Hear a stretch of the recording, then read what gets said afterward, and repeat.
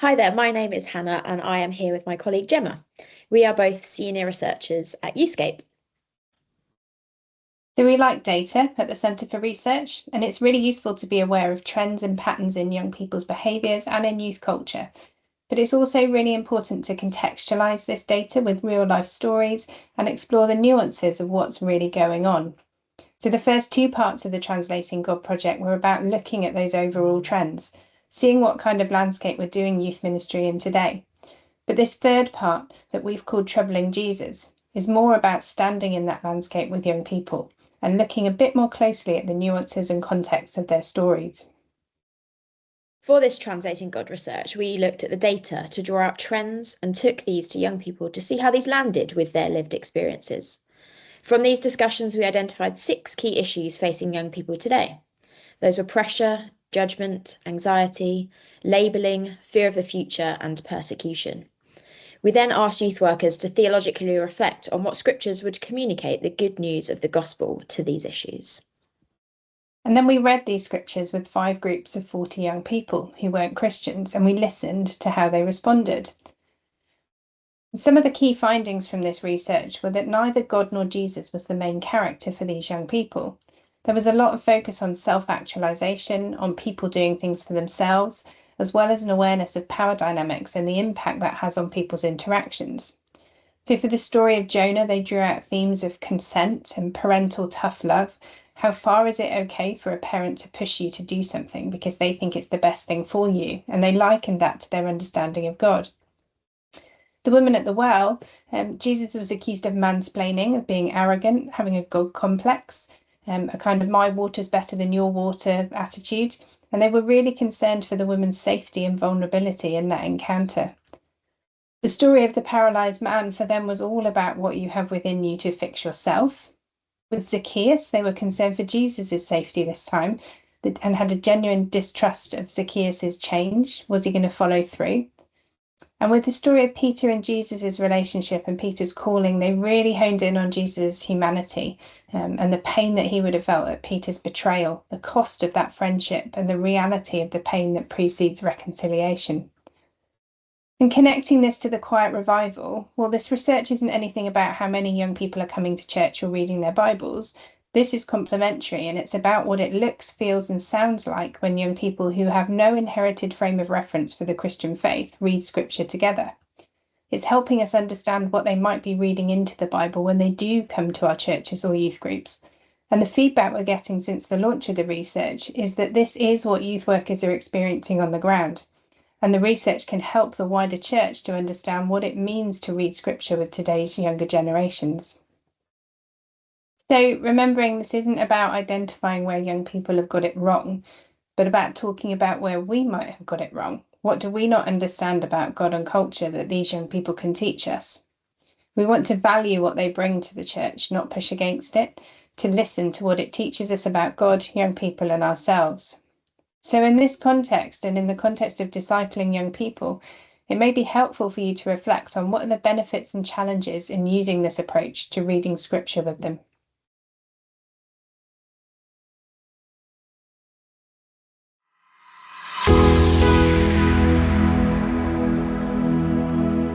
Hi, my name's Ellie Johnson and it's great to be with you today.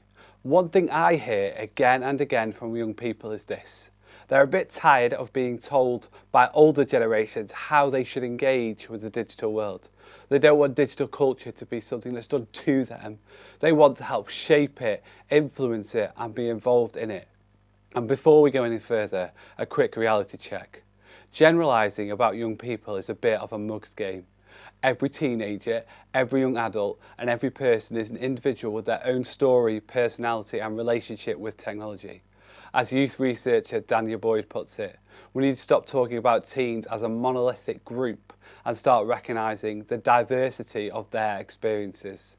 So what we're talking about here aren't rules, instead trends we're beginning to notice. And one of the biggest trends right now might surprise you. Young people today are supposedly always online, and yet more and more of them are saying they actually wish the internet didn't exist. That's not a contradiction, and as a digital expert, it's just a clue. Young people haven't rejected the digital world. They're just tired of how it currently works. They've grown up online, in group chats, TikTok, YouTube, on Twitch, in gaming, in streaming. Digital isn't just a tool they use, it's an environment in which they live. But something is starting to shift. Recent studies show nearly half of young people in the UK say they prefer a world without the internet. And it's not because they hate technology, but it's because they're exhausted by it. Constant comparison, endless scrolling, algorithms deciding what they see and who they should be. So we're seeing a change. Young people aren't looking for more digital, they're looking for better digital. Spaces that feel safer, smaller communities, real conversations instead of perfect highlight reels. Authenticity matters more than polish. Connection matters more than content. And this is where things get really interesting for the church. Are young people engaging with faith digitally? Yes, but probably not in the ways the church expects. It's often not live stream services or official websites. Instead, it looks like a short video asking a deep question about purpose, a podcast conversation about anxiety and hope, someone quietly watching a service online without telling another soul, or scrolling past someone speaking honestly about faith and doubt. For many young people, digital spaces are where faith exploration begins because they're low risk. You can ask questions privately. You can listen before you belong. You can explore without feeling watched or judged. Belonging often comes before believing. Sometimes church thinks digital engagement just means pointing a camera at the front on a Sunday morning and pressing go live. And don't get me wrong, live streams can be great, but young people experience digitally less like a broadcast and more like a conversation. Digital culture is interactive, participatory, relational. It's less here's our message and more let's explore together.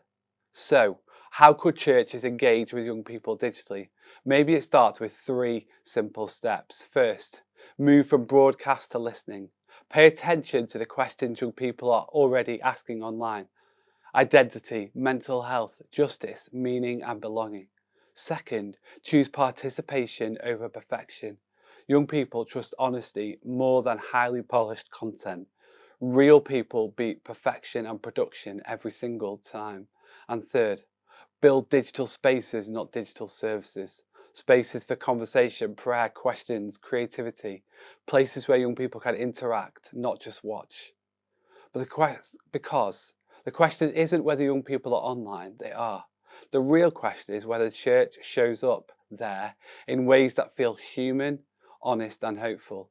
Digital isn't replacing the church, but for many young people today, it's become one of the places where faith first begins. And if mission has always gone where people gather, then maybe today mission also needs to learn how to scroll.